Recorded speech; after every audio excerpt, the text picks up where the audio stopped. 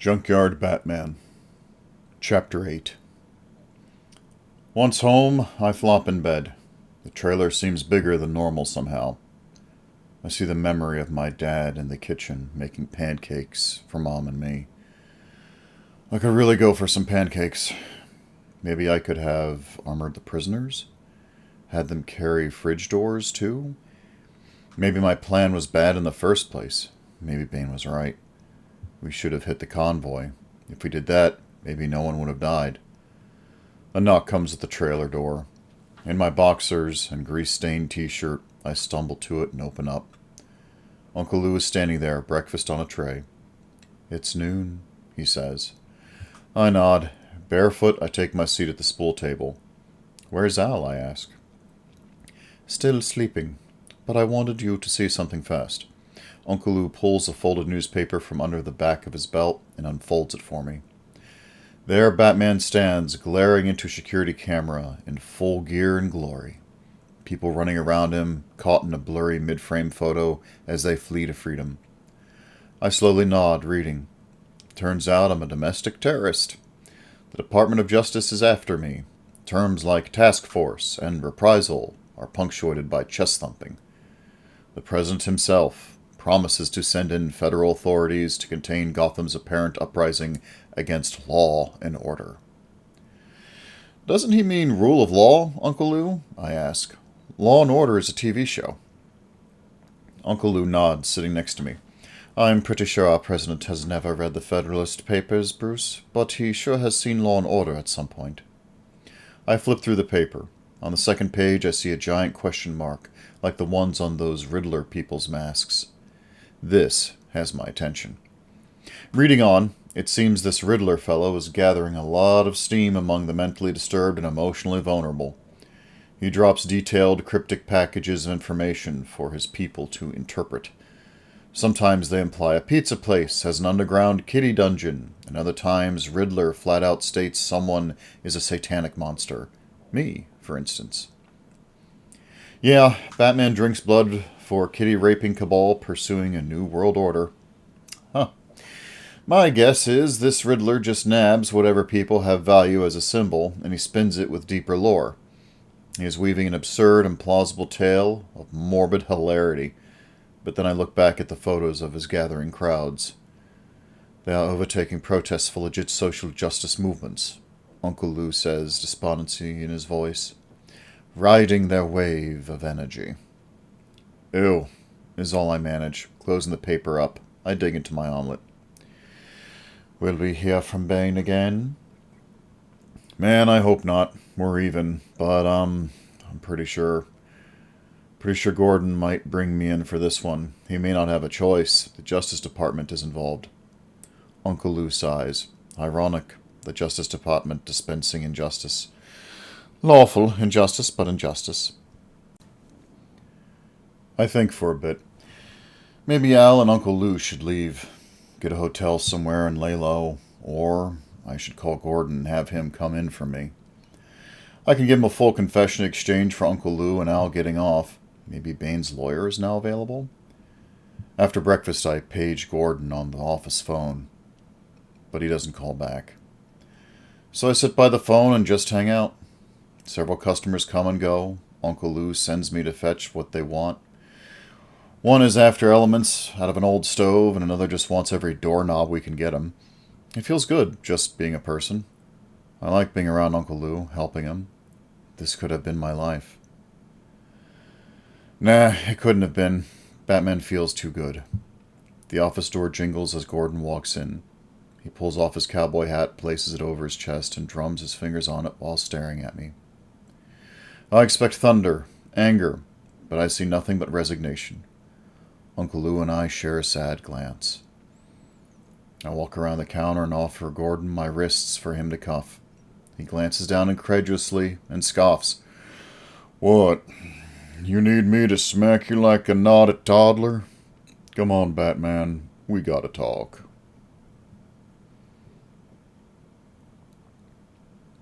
Gordon had driven his personal vehicle to the yard, so that's what he takes me into Gotham with. I'm pretty sure I'm not arrested, but I'm still nervous. Where are we going? I was never wanting to be a cop or a detective, he says, window down and elbow out. Just wanted to keep people safe and sound. Worked as a deputy for a while, spent some time working detention centers, and came to the conclusion that not only were most people working their bullies, but the whole system wasn't working. We drive by Gotham's courthouse as we head uptown. I realize he is taking me to Penguin Tower. I had forgotten that he said I could check it out once everyone else had their turn. But you, he continues, might just have some detective chops in you. He actually means it. Looking me in the eye, I see genuine worry. Something ugly is happening in this city. Granted, there is a lot of ugly going around, but I want to show you something we found. Pulling into the tower's garage, Gordon drives down to the lowest level and doesn't even park the car. He just rolls it to a stop, blocking the way, pulls the brakes, turns it off, and gets out. At the bottom of the ramp is a vehicle gate, swung wide open and tied back with police tape. Walking through, I see stacks of empty crates and toppled dollies everywhere. The Gotham PD would never have gotten a search warrant for the whole building, even if they knew it was here, Gordon says, gesturing to the empty space. They had a scale and a counter set up right there with over a ton of meth capsules boxed up, ready to go. He points to an empty space, and in that corner is where they sealed the chip bags. Honestly, it just looks like a giant empty storage room to me. You need to understand, kid, that whatever else you've done, whatever heat you bring down, you landed the largest drug bust in Gotham's history.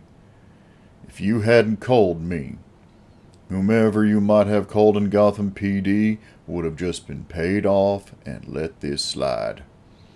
Penguin's lawyers are now sweating bullets, and that phone you handed me will put Joker away for a century or more. Gordon is proud. I can tell on his face. This is the first time in years it feels good to be part of the justice system, which is why... He pulls out a notepad, flips it open, and reads something over. Which is why I'm going to do something for you. Leading me to the steel door in the back of the concrete storage room, he punches in several numbers into a keypad that he reads off his notes. The door clicks, and Gordon shoves it open. Inside is a smaller room, damn near freezing. At its center is a horseshoe-shaped desk surrounded by monitors craning from the ceiling. It is the kind of computer setup you'd see on the cover of a science fiction novel at the Salvation Army, Cyber Warfare, or something like that. The chair is one of those expensive gaming chairs, and there are cans of soda everywhere. Pulling the chair out, I see 3 keyboards and 3 mice. The mouse pads are all naked cartoon girls, odd hybrid people with bodies of women but faces of children. I look to turn on the computer tower but can't find one. From the open door, Gordon sees my struggle.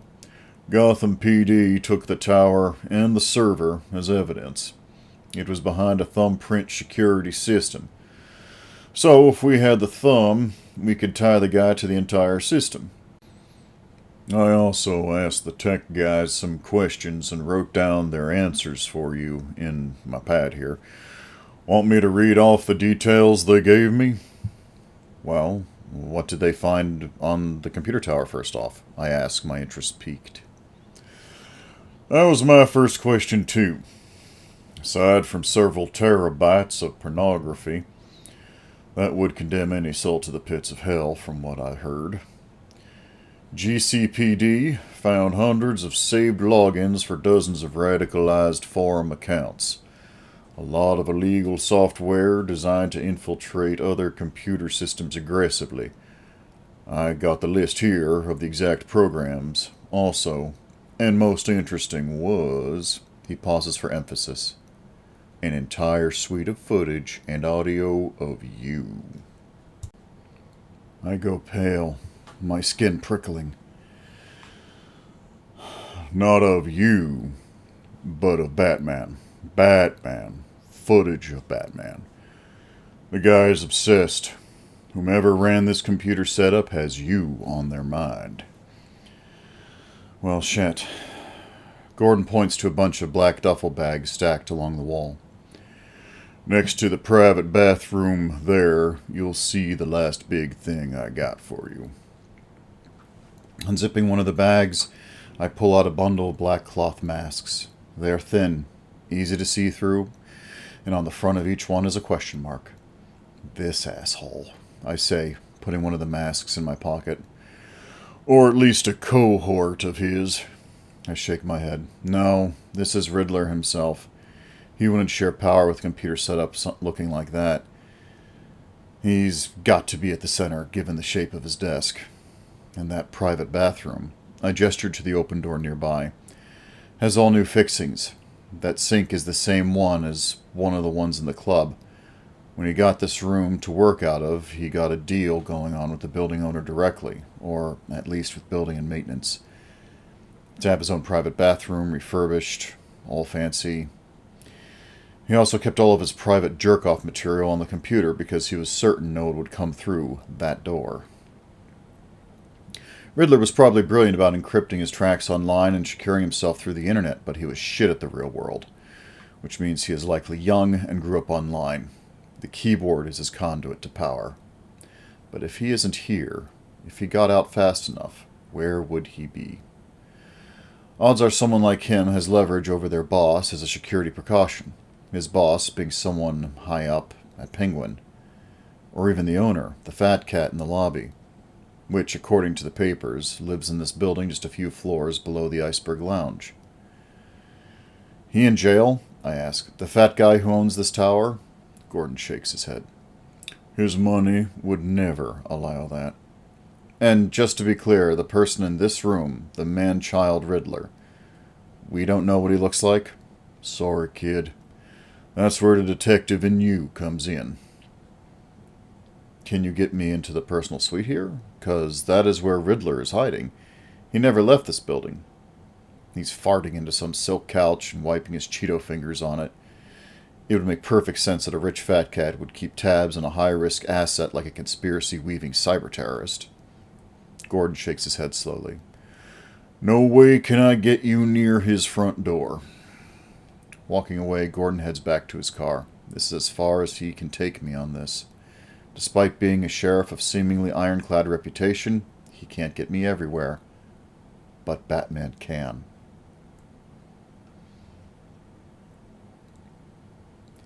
Gordon drives me down the street and lets me out. He clearly is nervous about being seen with me, and I understand entirely. Thanking him for everything, he leaves me to wander downtown. So I do. The sun is shining. People in business suits are hauling either briefcases or backpacks. And nearly everyone has an earpiece in their ear. Even dressed as a regular person, I'm easily invisible. I purchase a coffee that costs too much and park myself on a bench across the street from Penguin Tower. The pricey coffee is okay, but Uncle Lou's really is the best. Sipping it slowly, I ruminate. Batman can't charge into this tower. There is armed security on site 24/7. Maybe I could get in as a regular Joe during the day and hide in a bathroom closet or somewhere until after hours. But then, how do I get into the apartment suites? Knock? A guy like this fat cat likely has 2 whole floors for his personal suites, which means he'll have a separate section for where the help stays. And does he have a wife, kids, a harem? I want as few people in the way as possible. Honestly, I don't want to see another pregnant woman with Harley's terrified expression. Ever. And when I do get in, what do I do with this rich guy? How do I have him give up this twerp Riddler? I bet he has a safe room.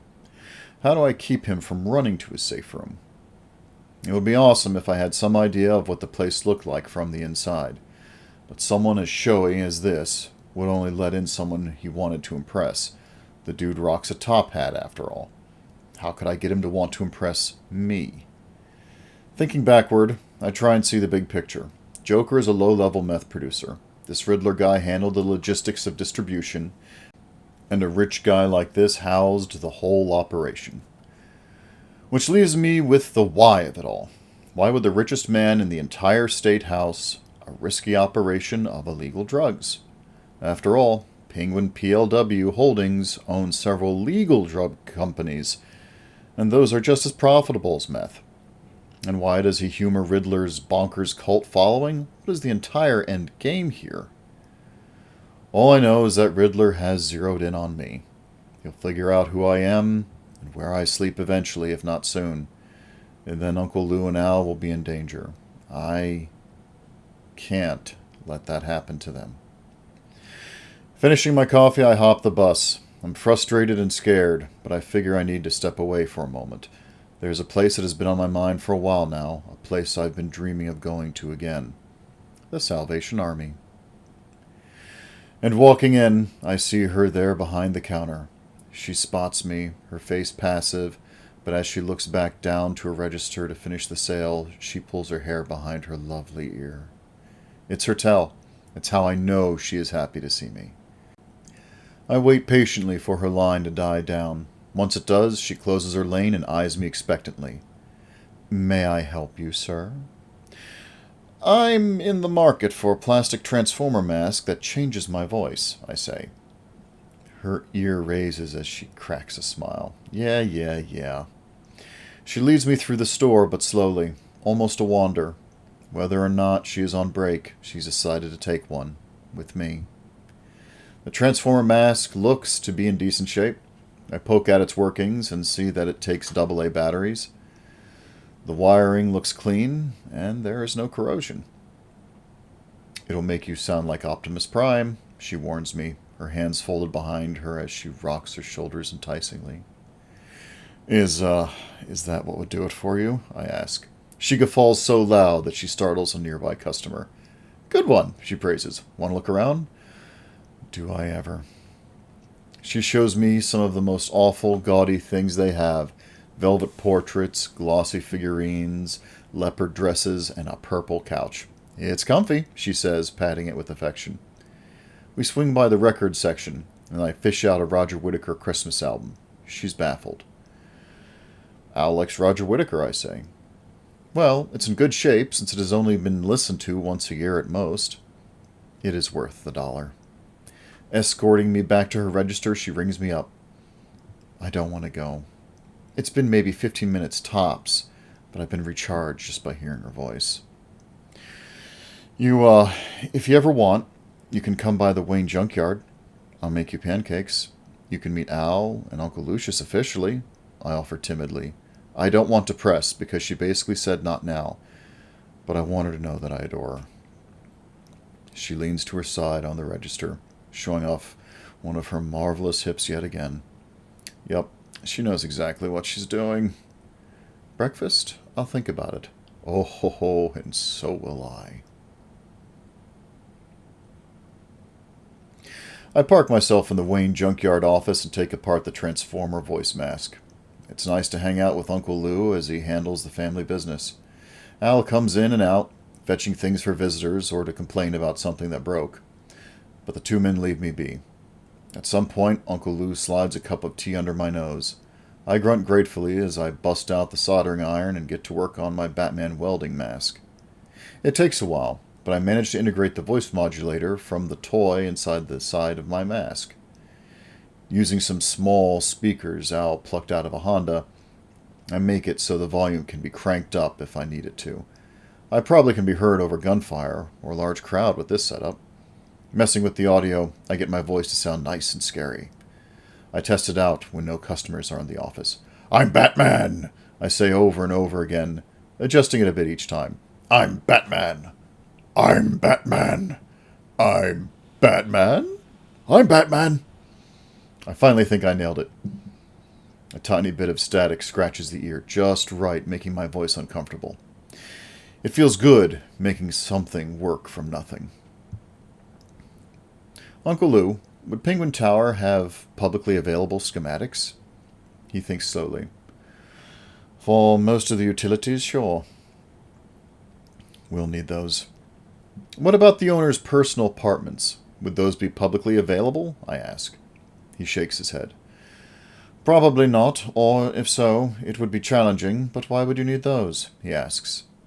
Penguin Tower's Penthouse was just on TV recently. One of those show-off-your-pad shows that are so asinine. Wait, what? Whenever there's economic despair among the populace, shows like Lifestyles of the Rich and Famous become popular. People want to daydream about what they will never have. Same for now. I don't recall which show it was, but the Penguin's entire suite was featured. I'm out of my chair. Where can I see the show? Through dinner and well into the night, I watch the show on some streaming service over and over again. I first draw a basic outline of the plush apartments, and then I build one by cutting open and unrolling empty soup cans. The show was recorded a year ago, and I'm thinking Richie Rich had the whole place redone just for the show, so it'll probably be the same layout still, furniture and all. After I'm satisfied with the apartment layout, I plan a trip to the library to hunt for any publicly available schematics for the building I can find. Also, I'm going to need a cell phone jammer, and I'm pretty sure the pawn shop has one in the special stock under the counter. Reminds me, the owner of the place still hasn't swung by to pick out what he wants for the ballistic shield. How the hell does he stay in business?